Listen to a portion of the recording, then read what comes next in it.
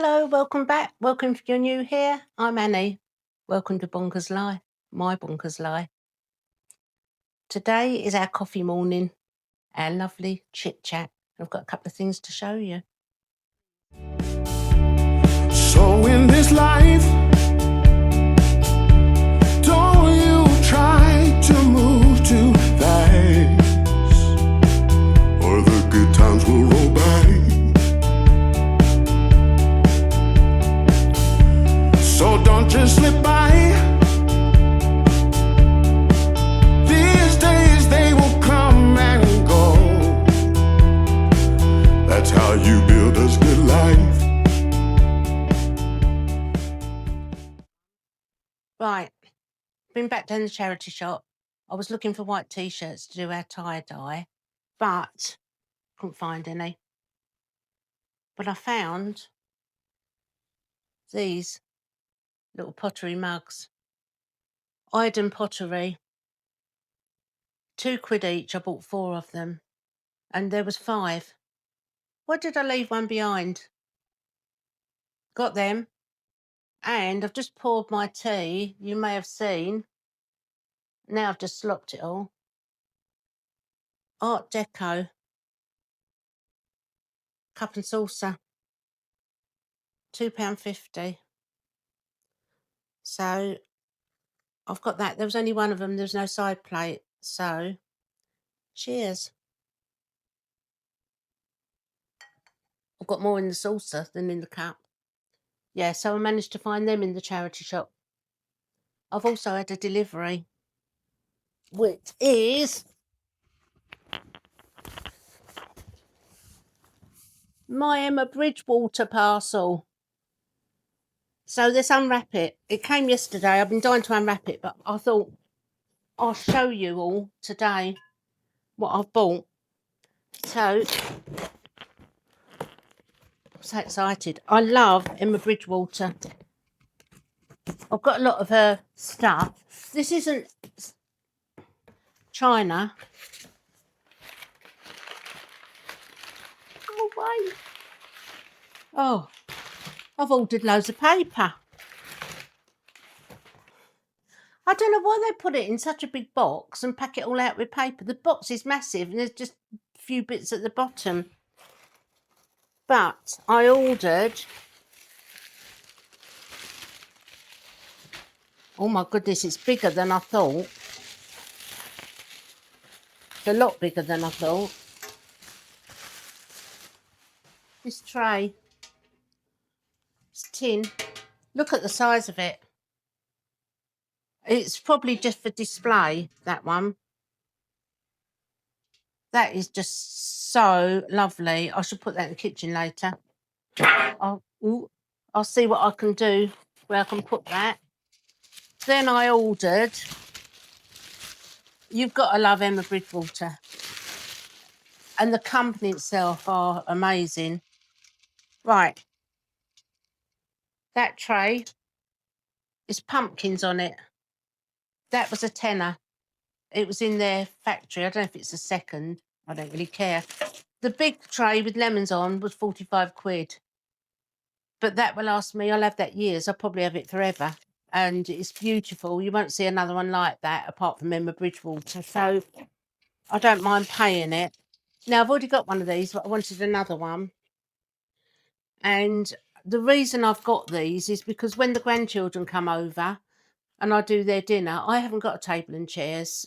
What's the point when there's only me? You're not going to lay the table just for yourself. So I thought the kids can have their dinner on that and they don't have to slop it everywhere. So I bought those, and I bought one other thing in this massive box. I've got Emma Bridgewater, like tea caddy, tea, coffee and sugar caddies. And I find they're tin, and I find the lid really hard to get off. And I have to get a knife underneath and prise it off, which I'm fed up doing. So I bought this one. Isn't that lovely with little animal footprints on? And it's just got the clip lid. So I can put my tea in that. It's going to be far easier for me to open. I will keep the others because they look nice. So, yeah, so I've got that. So that's all my Emma Bridgewater. Now I've got to get rid of all the wrapping. I hate wrapping and I hate boxes.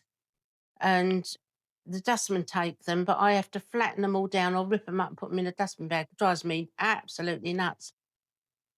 So, how was everyone's weekend? I hope it was good.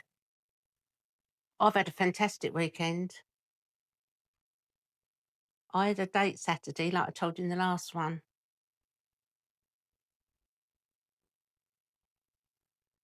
That's all I'm saying at the moment. Yeah. So, things are looking good. You're never too old. You're never too old for anything. Yeah. So, let's just say this may be where my life begins. Hard to tell on one day, I know. But you get that feeling. Do you ever trust your gut feeling? Do you ever go with how you feel and you get that niggle and then you doubt it?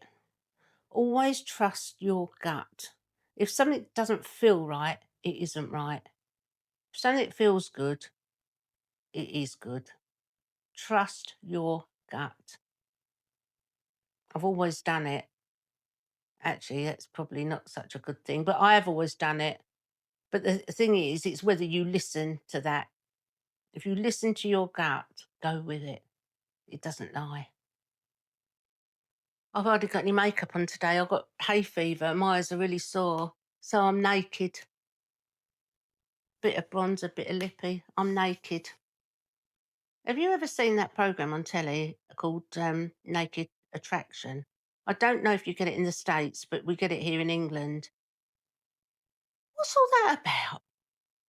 What the hell is all that about? Where they bring someone on and then you've got to choose someone who's behind a thing with the doors there, and you can only see their legs, but they're standing there naked, and they have to look at parts of them and decide who they want to be with. Lucky I'm not behind there because I'm only 4'11". Just see my whole body and not my head. I can't believe what they put on telly now. I don't think that's right. You don't judge someone by them being naked. It's about personality, not their body. Well, I suppose for some it's their body. Very strange. Very, very strange.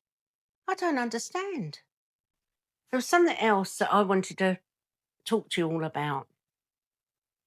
Do you ever say to yourself, everything always goes wrong for me? Oh, it's always me. Nothing good will ever happen. I used to do that. But all the time you say that, nothing good is going to happen. No, it always goes wrong for me. That's what you become. That's what you believe. That's very negative.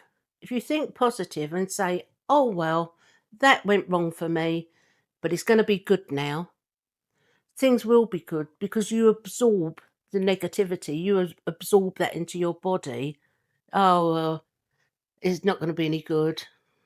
And, oh, I'll do that, but I know it's not going to work out. It never works out for me.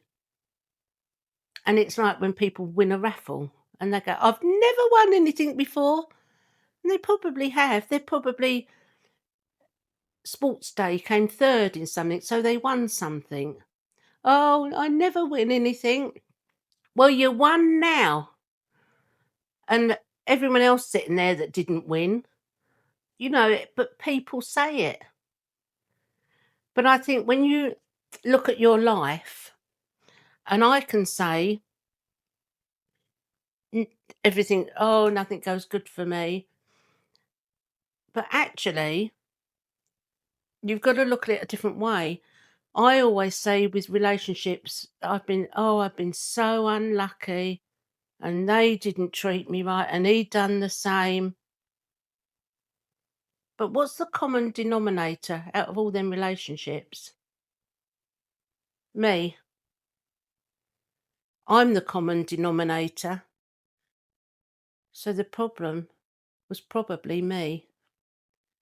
And I wouldn't say that it's that I'd done anything in particularly wrong, which I know I didn't. But the biggest thing was I made bad choices. And in relationships, you do find that you go, if you have been through a few different relationships, the people that you've been in relationships are all quite similar and they have similar traits. So that's who sometimes you're attracted to. And it could be not actually physically attracted to them, it could be that the traits they possess you're attracted to. If they've treated you badly and they may have been abusive, and I can speak honestly from experience because I went through quite a few abusive relationships, really damn right nasty. And I can't go, woe me, because I chose them people. I chose to date them. And the reason I did is because they were attractive because they had the same trait. I was attracted to maybe the bad boys, the ones that were nasty. So I blame myself. I made wrong choices. And then if you meet someone and they're too nice, this is in my past, and they're too nice, you're not attracted to them. I don't know if that makes sense. And I'm not saying that anyone asks for abuse because nobody at all deserves that. Physical abuse, mental abuse. I've been through both. Badly, very badly. And at times I've actually feared for my life. But I chose them. And I think sometimes you can be too nice a person. And I feel that I was too forgiving and I was too giving of myself. And you get trampled depending on who you choose to be with, but you can be trampled. And I think sometimes I was very proud of myself that I would go to the bitter end. "Oh, I keep going, I'll go to the bitter end." But it's recognizing when you've come to the bitter end. And that's a fault of mine. Whereas the first sign of anything, I should have said, whoa, no, I'm out of here. I'm gone. But I didn't because I believed it will get better. It will get better. It doesn't get better unless they address why they do it. And there's normally issues as to why. And when I look back at the relationships I've had, it's always I've chosen someone with troubled pasts, problems in their upbringing, which they haven't addressed, which isn't their fault, but they haven't addressed. And I'm a very caring person, I'm very nurturing. So it was in my nature to take them under my wing and end up being abused. So I can speak from experience. So don't ever think nothing good ever happens to me. Look at why. And don't keep telling yourself that. It's so negative. But what we've gone through in our life shapes us. It shapes us and it makes us who we are today. And that's probably why I'm bonkers, to be honest. I've been driven to it. But I think my strength has now kicked in and I recognise these things. I wish I'd recognised these when I was a lot younger, of how relationships can be so nice in the beginning because they're trying to impress you. And then when they're invested and you're invested in them, it turns. And I look back now and I recognise all that and I will never go there again. The first sign of anything nasty, I'm gone. And I'm also, I don't know if you do it, people, relationships you're in, the men say, "Oh, I'm going to do this. Do you mind?" And you go, "No, that's fine." Yet inside you're going, "No, I do mind." Well, now I will say, I do mind. I don't like it. And another thing is, I won't be restricted by anyone. Can you imagine someone trying to restrict me? I'm a free spirit. I do what I want to do, but I'm considerate of others and I would not trample anyone. But when you're with someone, you're not joined at the hip. You're two separate people and you still have separate interests and things you like doing. So you support each other with that, but you don't tie someone down. You don't restrict them, because that is when they feel trapped and that's when you lose them. And also jealousy. Jealousy is the most awful thing ever. I don't feel jealousy. I don't feel jealous of anyone because I'm me. I don't compete with anyone because I don't need to. And it's about being comfortable in your own skin and remembering the warriors that we are. I remember I went on a date many years ago with this man. Honestly, I wished I knew then what I know now. He said, "I'll meet you at Nando's." And I'd never been to Nando's before. And we went in and sat down, and the girl gave us menus, and we looked at them and looked at them. Then he went to the toilet. And when he came back, he just got up and walked off over to the till thing. And I thought, I don't know what he's doing. And came back, sat back down, and he said, "Are you hungry?" I said, "Yeah, starving. I hadn't eaten all day because we were going for a meal." Anyway, then his meal arrived.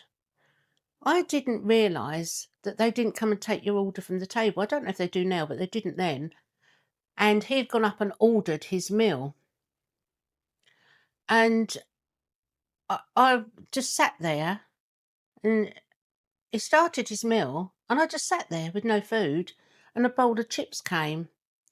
So I thought, well, they must be mine. So I pulled them towards me and started eating them. And he said, "I thought you would order yours." And he pulled the chips back towards him. And I said, "Oh, no, no, it's all right." Well, I actually should have said, "You offered to take me for a meal and you ordered something for yourself. I'm leaving." Why didn't I say that? Anyway, he ate his chips and he gave me 4 or 5 chips in the bottom of a bowl. I said, "Have them." And he'd put this like, hot sauce on it, so I couldn't even eat them. And I was starving. So he finished his food. I said, "Look, I've got to be getting home." I thought, I could get home and eat something. I need a sandwich or something. Anyway, he said, "Where's the way to the motorway?" So I said, "Right, we're going to go down this road. When I indicate to turn right, you've got to go straight on. I'll put my hand up." So anyway, that's what I did. Pulled up outside mine, got out the car, and he pulled up behind me. And he said, "Can I borrow your toilet?" Now, I said yes, but I meant no. Why let him in? Anyway, he came in, went to the toilet, and when he came out, oh, honestly, I'm so stupid. He came out and he went, "Oh, what a beautiful home. Oh, isn't this lovely?" And walking around. And there's me trotting behind him, going, "Oh, yeah, I done it all myself. You know, oh, thank you." And then he walked into my bedroom. He went, "Oh, this is lovely." And look at, "Oh, I done it myself. I hung them curtains like an idiot." And he got hold of me and threw me on the bed. But what he didn't bargain for was the police force trained me, officer safety training. So although I'm little, I can handle myself. So I managed to get him off, and I then got angry and told him to leave. And he went out the door and I was very shaken. And then I thought, all that for 5 chips? What do people want? 5 flipping chips? I thought, what a cheek. Couldn't buy me dinner, and that's what he wanted in return. For 5 chips with hot chili sauce on that I couldn't even eat. Stupid man. But that's what I say about being too nice. Why didn't I say, actually, no, I'm not having you in to use the toilet because I don't know you, and I'm not letting you through my front door. Why didn't I say that? Why couldn't I have been honest? And I would now. I would do that. Even on Saturday, when I went for a date, um, my kids put a tracker on my phone. Why do they want to do that to me? Worried where I'm going. Well, actually, no, they put the tracker on my phone because there was a situation. This chap asked me, he was talking to me and online, and he said, and he didn't live far from me. I want to take you to see the sunrise. So I said, oh, okay, yeah, that'd be nice. So he said, meet me at 5:30 in the morning. So I said, okay. Anyway, I was up at 3:30, getting me makeup on, getting myself all ready. When I met him at 5:30, picked him up from this car park, and we drove off to see the sunrise. But I told my kids, this man's taking me by the river to see the sunrise, meeting him at 5:30 in the morning. They said, are you mad? You're not going. I said, I am. So they said, we're going to put a tracker on your phone. What if he pushes you in the river? So I said, what's the tracker going to do? You're going to see me bobbing down the river. Anyway, we went and he turned up with a flask of coffee, which I thought, oh, that's really nice. And we sat on a bench, and my daughter got up early and obviously seen I was there. She texted me and said, just checking you're okay, that you're not in the river. So I texted back and she said, it's all right, the tide's out, which it was. Anyway, we had our coffee. Once the sun came up about 5:45 in the morning, watched it come up, and then he wanted me to take him home. I'd been up since 3:30 in the morning getting ready just to sit on a bench for 10 minutes with him and go drop him home. I didn't see him again. So that's why I got a tracker on my phone. But even the date I went on, I sent my friend the location. You can share your location on WhatsApp. That's something that you must all know about. On WhatsApp, if you press the plus sign on your messages, it'll come up that you can share your location and how long for. You can do, I think it's a maximum of 8 hours, I think. And I share my location so everyone knows where I am. And if I don't come home, they know my last location. So that's what I do. There was no need for me to do that yesterday, but you don't take chances. Always keep yourself safe and take chances in life, but safe chances.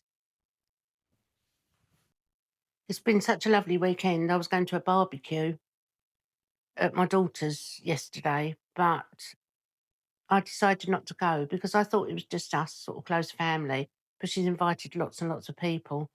And I don't know if ever you get like it, but I don't like too many people. I actually get nervous around too many people, and I just feel like I'm drowning. I don't like it. So I decided not to go.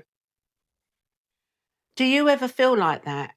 And I mean, another thing is, although I come across as very confident and I am extremely confident, I actually suffer sometimes with not being able to go out. And I have to really force myself. And I also think this is another reason that I keep going back to the charity shop because I'm comfortable there and I can go and I know I'm okay. But if I'm going somewhere that I don't know, I have to put it through Google, do the street view on it, see where I'm going to park. I have to plan every detail. And then I don't sleep the night before through fear. And that is very real. Do any of you suffer like that? I think we've all got something that in our lives that we suffer with. And even the most confident people, I'm full of fun and laughter, as you well know. But sometimes it's not the case. And inside, I can fall apart quite easily.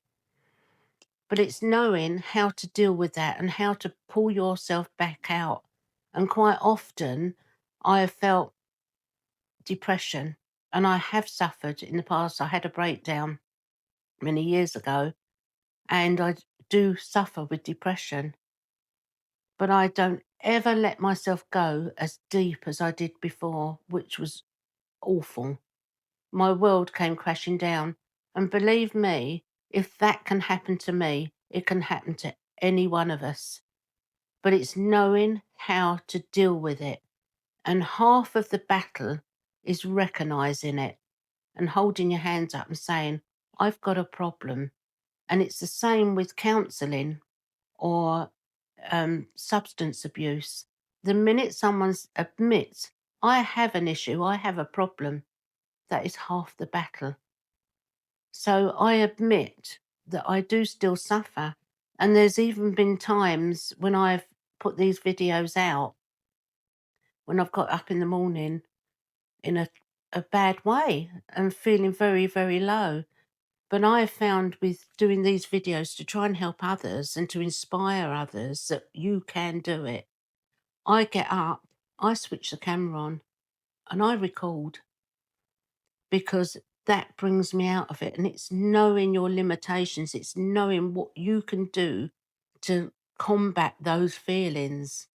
Because depression is like a black hole that you fall down. And I remember waiting for someone's hand to reach down to pull me back out.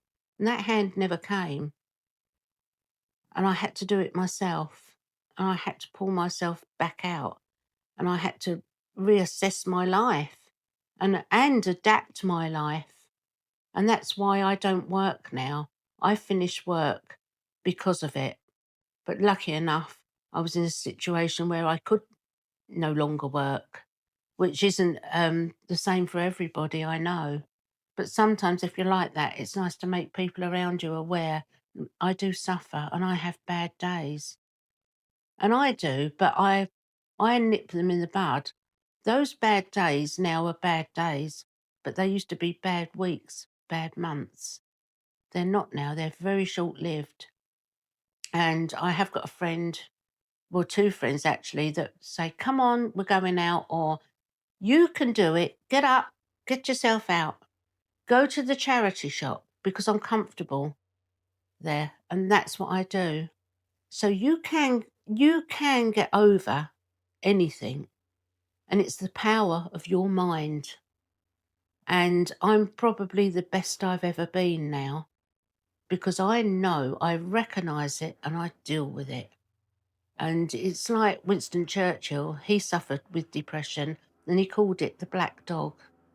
And he used to say his black dog was back. And I can really relate to that. So, but I won't let it in. I managed to get it out. And there's always a trigger. There's always a trigger. It can be something so minor, a bit like the other week when I got a parking ticket. It was the end of the world because I got a parking ticket. Why? I paid it, but it can trigger it. So then I had to sit and I had to pick it apart. Why did I feel like that? I had the money to pay. No one wants to pay parking tickets. You're paying all that money and getting nothing back. But at the end of the day, I went over the time. I didn't realise, but it was my fault. So I can't say rotten parking people. It was my own fault. So I had to pay the price for that. So I dealt with that. But little tiny things can really get you down. But do you know what? Deal with it. Put something funny on the telly and have a good laugh. Laughter brings you through everything, believe me. And I laugh, even living on my own, I laugh all day to myself. I keep hearing the front door with the men in the white coats. I don't give a damn. I have fun, even on my own. I love my own company, and I really laugh and love life. You know, yes, I still feel the depression. Yes, I still get anxiety, but I've got all my things in place to deal with it and I know what to do. If any of you ever suffer like that, reach out to me. We can bomb it together. And I'm hoping that you're all getting something from these videos because this is my intention and to build this community, to build our Bonkers Club so that we can all say, actually, yeah, I do feel like that. And you feel normal knowing it's not just you. So I really do hope it helps. Let me know in the comments if you're enjoying them and if you'll get anything out of them. I know it's not easy to say, and a lot of people don't like to comment, but keep them coming. It's so good. It's so good. Anyway, I'm going to go now because I've not done any housework and I got to set myself out and do some cleaning, tidy the place up. It's not bad, but I know it's not been done. So I'm going to do that now. Friday. I really don't know if I can do the tie-dye Friday. I'm hoping I can. I'm trying to get the white T-shirts. I'm not going to buy new in case they'll go wrong. It's a waste of money. I'm going to the charity shop. There was one in there the other day.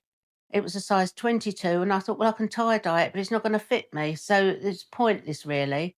So I'm going to go back up there. But as soon as I've got them, we are going to do pink tie-dye. It's the Pink Bonkers Club.